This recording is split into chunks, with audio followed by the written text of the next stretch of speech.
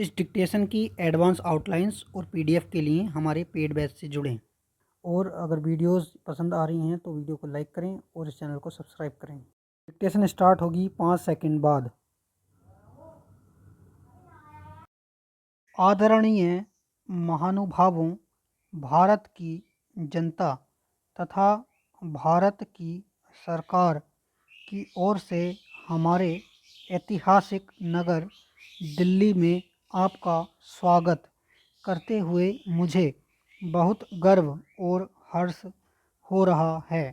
हमें आशा है कि आपका प्रवास सुखद एवं उपयोगी होगा और विश्वास है कि अगले 2 दिनों के दौरान सार्थक चर्चा तथा विचार विमर्श के माध्यम से सार्क की मूल भावना के अनुरूप तथा अपने लोगों के सर्वोत्तम हित में क्षेत्रीय सहयोग सुदृढ़ करने की प्रक्रिया को हम सफलतापूर्वक जारी रख सकेंगे।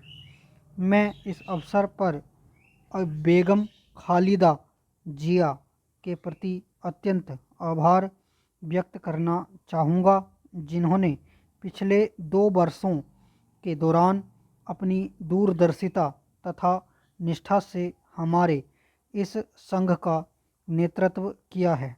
प्रधानमंत्री महोदय, हम सार्क के प्रति आपकी व्यक्तिगत निष्ठा का सम्मान करते हैं तथा हमारे इस क्षेत्र में सद्भाव, मैत्री तथा समझबूझ संवर्धित करने के आपके प्रयासों की सराहना करते हैं।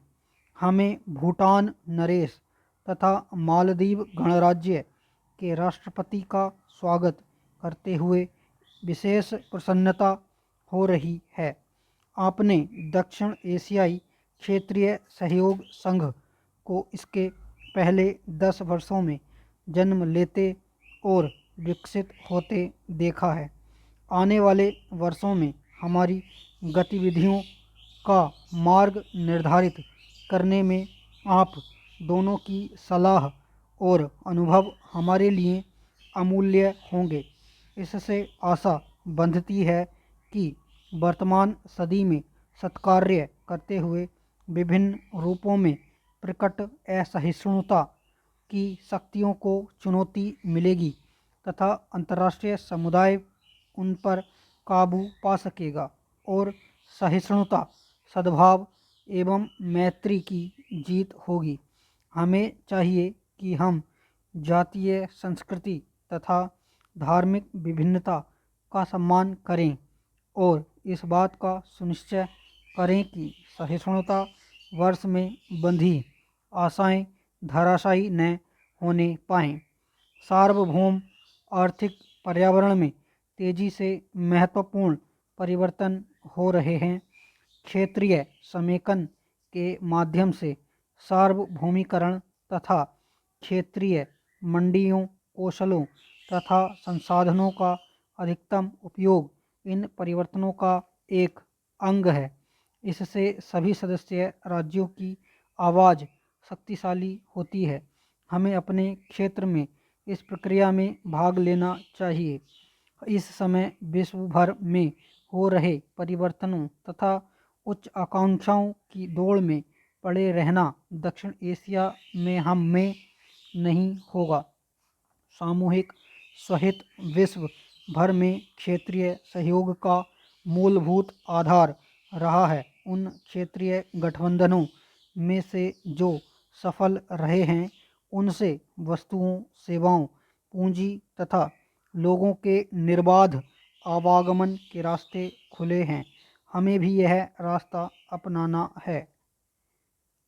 महोदय, ऐसा करना न केवल अनुचित और रियो की भावना के विपरीत होगा, बल्कि मूर्खतापूर्ण और अनावश्यक भी होगा।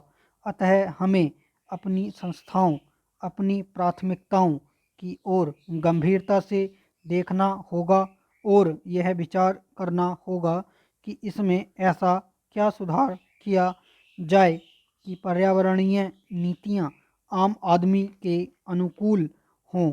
हमारे सम्मुख उपस्थित पर्यावरणीय बाध्यताओं का मानव की विकास संबंधी आवश्यकताओं के साथ सामंजस्य बिठाकर ही हम पृथ्वी की सुरक्षा की आशा कर सकते हैं।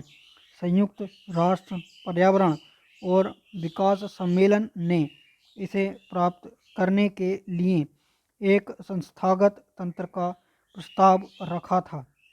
सम्मेलन ने प्राथमिकता वाले क्षेत्रों का जानबूझकर उल्लेख नहीं किया था, जैसा कि इसने कार्यसूची 21 के अंतर्गत प्राथमिकताएं निर्धारित नहीं की थीं। पर्यावरण और विकास जैसे व्यापक विषय को देखने वाली संधि की समय और क्षेत्र के हिसाब से भिन्न भिन्न प्राथमिकताएं होनी चाहिए।